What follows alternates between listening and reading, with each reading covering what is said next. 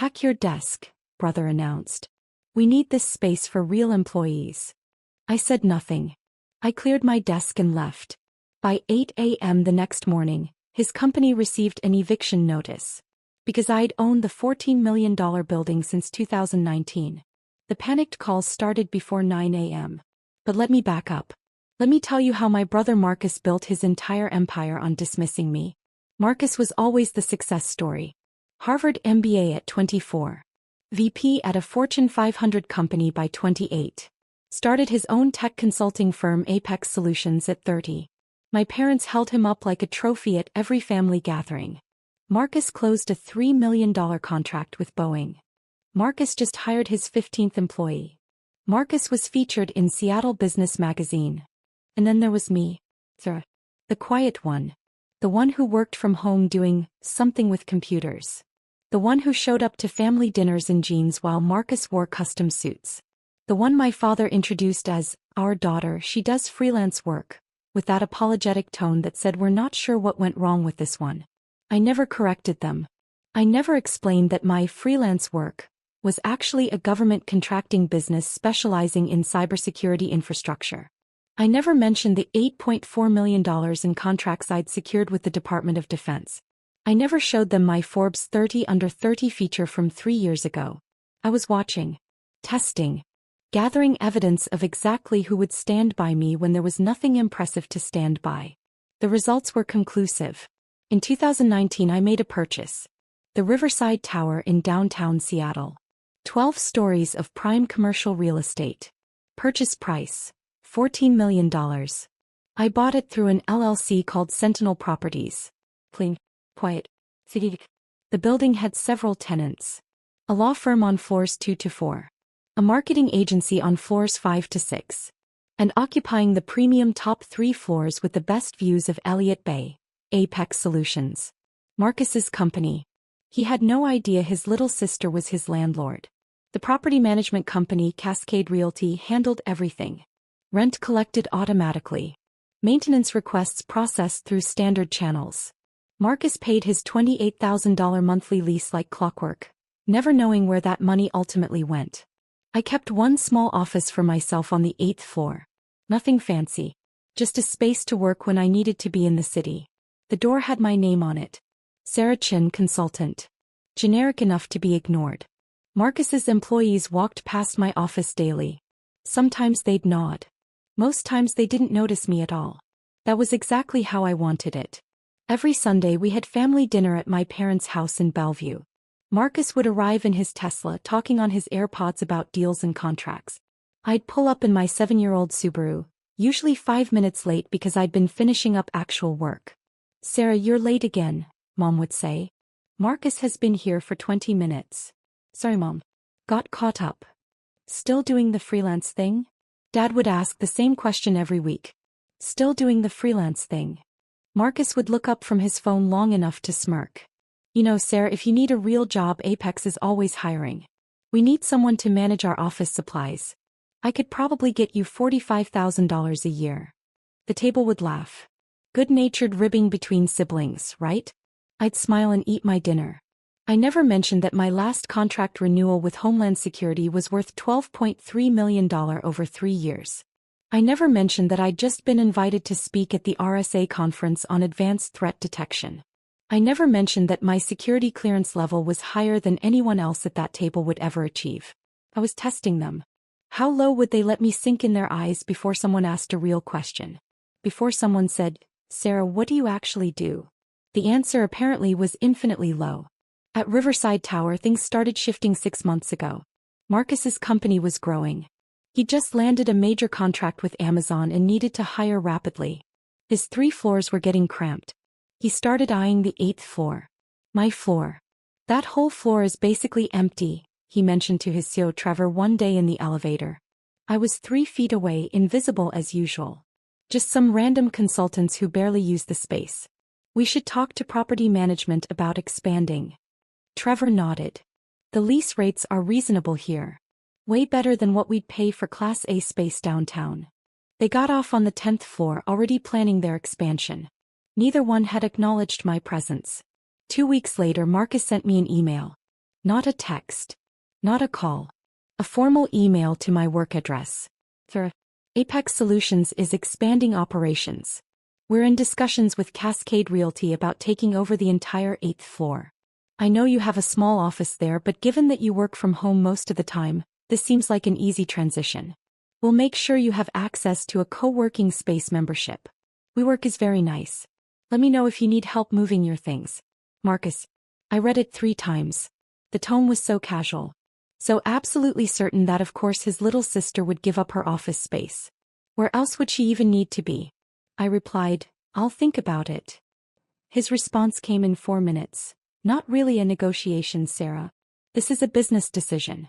I've already talked to Dad about it. He agrees it makes sense. Of course he'd talked to Dad. Of course Dad had agreed. Why would Sarah need real office space? I didn't respond. I made a different call. To my property management company. To the CEO actually whom I'd worked with during the building purchase. Richard, it's Sarah Chin. I need you to do exactly nothing about Apex Solutions expansion request. Deny it politely. And I need you to start preparing 30-day lease termination documents. Hold them for my approval but have them ready. Are you sure? Richard asked. They're one of our largest tenants. I'm very sure. I'll let you know when to move forward. Last Tuesday Marcus stopped being subtle. He showed up at my office without warning. I was on a video call with the Defense Department project manager, discussing penetration testing protocols for a new facility. I saw Marcus through my glass door, gesturing impatiently. I muted my mic. I'm in a meeting. This'll just take a second, he said, walking in anyway. I unmuted. I apologize, we're experiencing an interruption. Can we pick this up in 10 minutes? The project manager nodded and I ended the call. That was a $4.7 million contract discussion I just had to cut short. What do you need, Marcus? He looked around my office with barely concealed disdain. 1 desk. 2 monitors. A bookshelf with technical manuals. A small couch. Sarah, this is getting ridiculous. We've been trying to work with you for weeks on the expansion. You're being unreasonable. I said I'd think about it. What's there to think about? You're here maybe twice a week. We have actual employees who need this space. People doing real work that generates real revenue. I leaned back in my chair. Is that so? Apex Solutions brought in $18 million last year. We're on track for $25 million this year. We have 32 employees now. You have, what? Your laptop and some books. I have my work. Your freelance consulting. He said it like someone might say your little hobby. Sarah, at some point you need to grow up. This isn't about you anymore. This is about real business. I looked at him for a long moment. My older brother. The golden child. Standing in my office in my building telling me about real business. I'll let you know, I said. His jaw tightened. Fine. But I'm moving forward with property management regardless. Dad agrees with me. If you want to make this difficult, we can make it official. He left without closing my door. I sat there in silence for 30 seconds. Then I picked up my phone and called Richard. Send the termination papers. Effective immediately. 30-day notice as required by their lease. Sarah, are you? I'm certain. Send them today. But Marcus wasn't done yet. Friday afternoon Marcus came back. This time he brought Trevor and 2 other executives. They walked into my office like they owned it. Actually, they walked into my office like they were about to. Sarah, we need to talk, Marcus said. I closed my laptop. I'm listening. We've made a decision. Apex is taking over this floor immediately. We're moving our HR department up here next week. I've already spoken with property management. They're on board with the transition. I glanced at the 4 men crowding my small office. That's interesting. Pack your desk, Marcus said.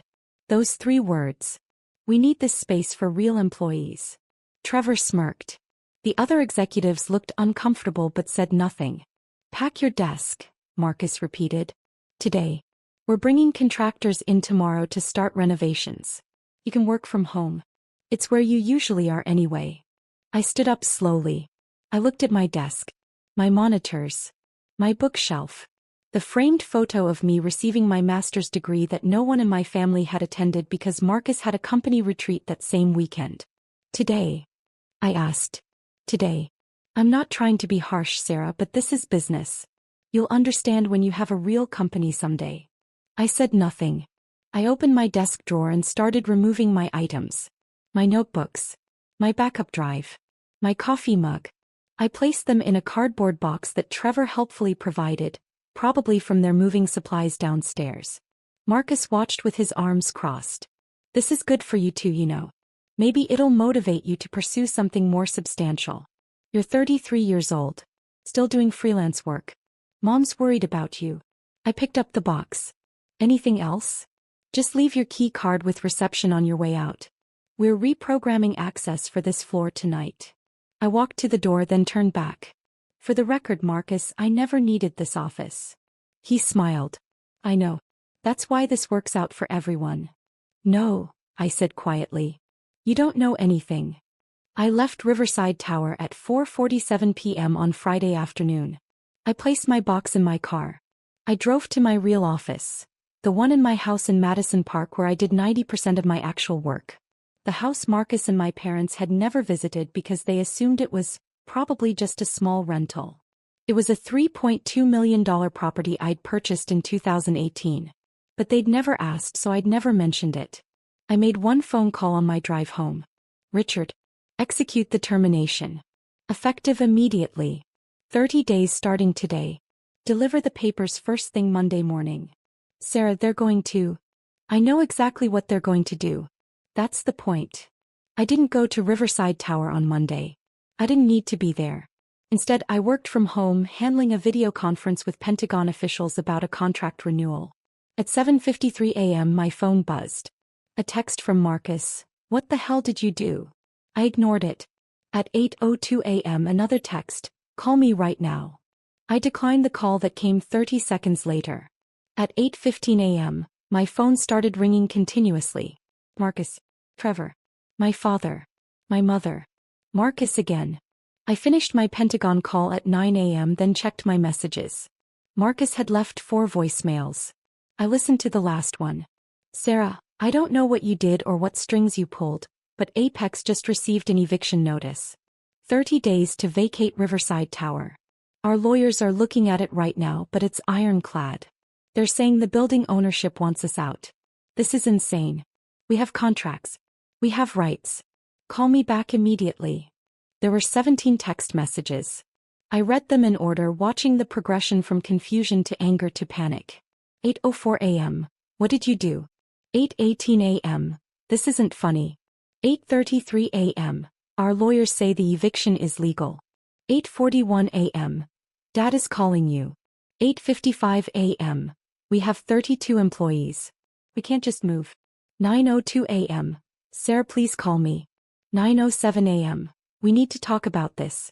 9:12 a.m. I'm sorry about Friday, okay? Can we just talk?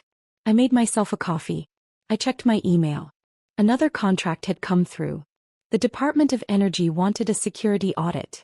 Estimated value, $2.8 million. I replied to that first. Then at 9:30 a.m. I called Marcus back.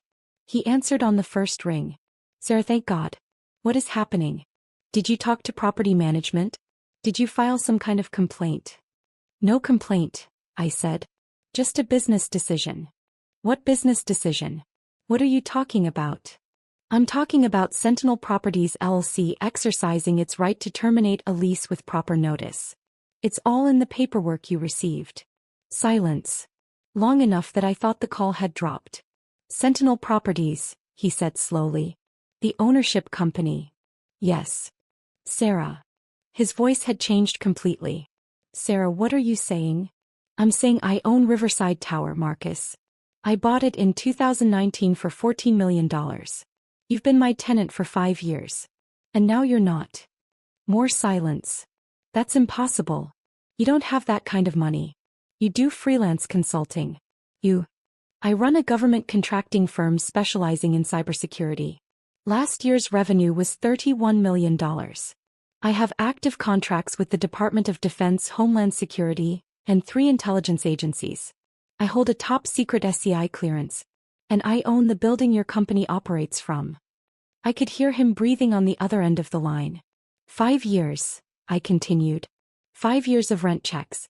$28,000 a month. You've paid me $1.68 million to operate in my building. And you've spent 5 years telling me I should grow up and get a real job. Sarah, I didn't. You told me to pack my desk. You told me I wasn't a real employee. You brought your executives to my office to humiliate me. We needed the space.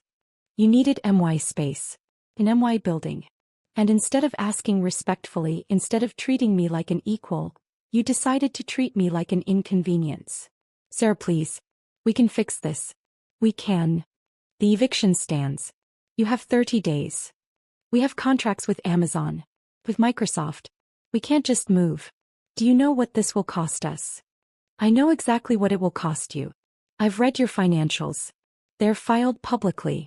Moving will cost you approximately $890,000 between deposits, moving expenses, build-out costs, and contract penalties for late deliverables while you're disrupted. It might cost you the Amazon contract entirely if you can't maintain your timeline. So you're going to destroy my company? Is that what this is? I'm not destroying anything. I'm making a business decision. The same kind you made when you told me to pack my desk. His voice cracked. I said I'm sorry. I was stressed. The expansion pressure has been. You weren't sorry when you said it. You were sorry when you got the eviction notice. By 10 a.m. both my parents were calling. I let it go to voicemail. My mother's message was predictable. Sarah, your father is very upset. Marcus says you own his building? Why didn't you tell us? This is terrible timing for his company. You need to work this out with him. He's your brother.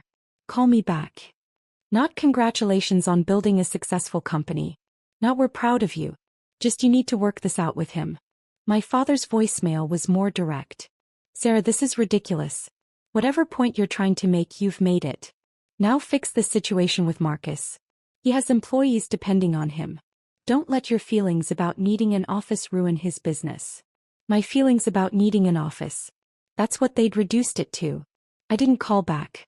Instead, I forwarded both voicemails to my personal lawyer with a note. For documentation if this escalates. At 11:30 a.m. Marcus called again. This time I answered. I talked to Richard at Cascade Realty, he said. No hello. No preamble. He confirmed everything. You really own the building? Yes. He also said you've been the owner since before we even moved in. We were your tenants from day one. That's correct. And you never said anything. For 5 years. No. Why? Why would you hide something like that? I leaned back in my office chair looking out at Lake Washington. I was conducting an experiment. I wanted to see how my family would treat me when they thought I was failing. When they thought I was just barely getting by with freelance work. When there was nothing impressive to brag about at dinner parties. That's manipulative. Is it? Or is it just removing the performance? I stopped performing success for you. And you showed me exactly who you are when you think someone's beneath you. I never thought you were beneath me. You told me to pack my desk. You offered me a job managing office supplies. You've spent years making jokes about my little laptop business at family dinners. You literally suggested I grow up and pursue something substantial last Friday. He was quiet.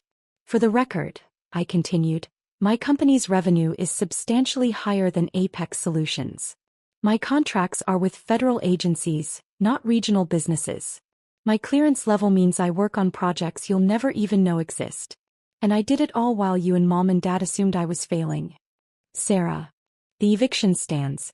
30 days. I suggest you start looking at office space in Bellevue.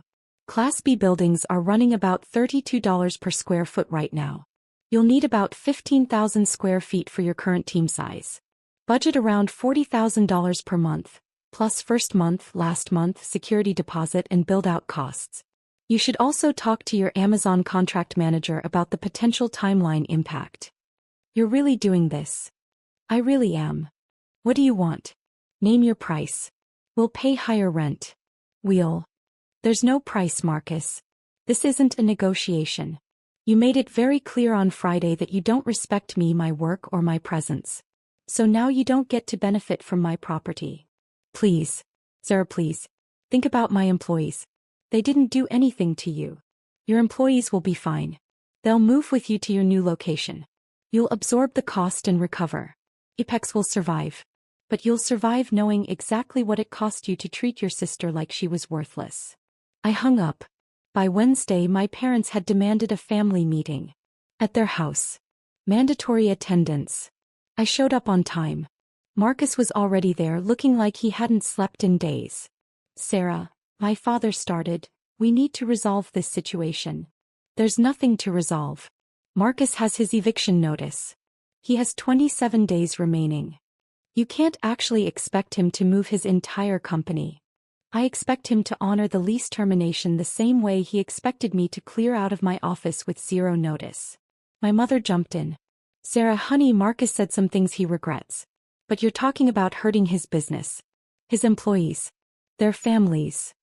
I'm talking about enforcing my property rights. Your property rights? My father's voice was rising. Since when do you have $14 million to buy buildings? Since 2019. The money came from my government contracts. The same work you've dismissed as freelance consulting for the past decade. My mother looked confused. What government contracts? I pulled out my phone and opened a folder. Would you like to see? Here's my Forbes 30 Under 30 feature from 2022. Here's my company profile showing $31 million in revenue last year. Here's a photo of me receiving an award from the Secretary of Homeland Security. Here's my LinkedIn showing my actual job title, founder and CEO of Sentinel Cyber Solutions. I handed my phone to my mother. She scrolled through, her face going pale. You've been this successful, and you never told us? I told you I did consulting. You decided that meant I was barely surviving. You never asked for details. But why wouldn't you? Because I wanted to see who would support me when there was nothing impressive to support. And I got my answer. None of you. Marcus stood up. Sarah, what do you want from me? You want me to grovel? Fine. I'm sorry. I'm sorry I dismissed your work. I'm sorry I didn't respect you. I'm sorry I told you to pack your desk. I'm sorry for every joke, every comment, every time I made you feel small. Please, let us stay. I looked at my brother. The golden child. The Harvard MBA. The one who always had dad's respect and mom's pride. No, I said simply. No. You're not sorry you did it. You're sorry it had consequences. There's a difference. My father slammed his hand on the table. Sarah, enough. This is family. You don't destroy family over hurt feelings. I'm not destroying anything. I'm running my business. Marcus wanted me out of my office for business reasons, remember? This is the same thing. It's not the same at all. You're right. It's not. Because when Marcus told me to leave, I had nowhere else in that building to go. When I'm telling Marcus to leave, he has the entire city of Seattle to choose from. He'll be fine. I stood up. I've spent years at these Sunday dinners listening to Marcus's accomplishments. Listening to you both praise him. Watching you introduce me as, she does something with computers while you introduce him as, our son, the CEO. I built something bigger than what Marcus has. I did it quietly. And none of you noticed because you weren't looking. Sarah, my mother started. The eviction stands. Marcus has 27 days. He has the resources to relocate. He'll be fine. And maybe, just maybe, he'll think twice before dismissing someone again. I walked to the door. Are you coming to Sunday dinner this week? My mother asked, her voice small. I turned back. No. I don't think I will be. Marcus's company moved out on day 29. Professional movers. 3 trucks. 32 employees relocating to a Class B building in Bellevue that cost him nearly $45,000 per month. Almost $17,000 more than he'd been paying me. The Amazon contract got delayed. Not cancelled but delayed by 6 weeks.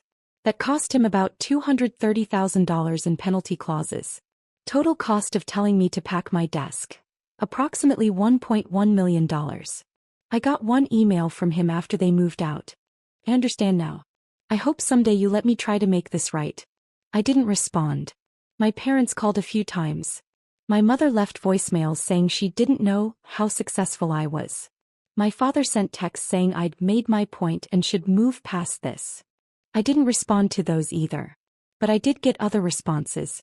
Other tenants in Riverside Tower started asking about lease terms. The law firm on floors 2 to 4 wanted to expand. A tech startup wanted to move in. Everyone paid market rate. Everyone treated the property owner with respect. I released Marcus's former space to a medical device company for $35,000 per month. They moved in 60 days after Apex moved out. The financial impact of losing Marcus as a tenant? Approximately zero after I filled the space. Actually, I came out $7,000 per month ahead with the new tenant. I was having coffee with my friend Jennifer, who runs a venture capital firm. She'd watched the entire situation unfold. "So," she said, grinning, "any regrets about kicking out your brother?" "None. Not even a little. I mean, he did apologize. He apologized because it cost him money. Not because he understood what he did wrong." "Fair point." She paused. "Your parents still not talking to you?" "They call sometimes. I don't answer." "Cold. Strategic. They wanted me to be impressive. Now I am. But only on my terms."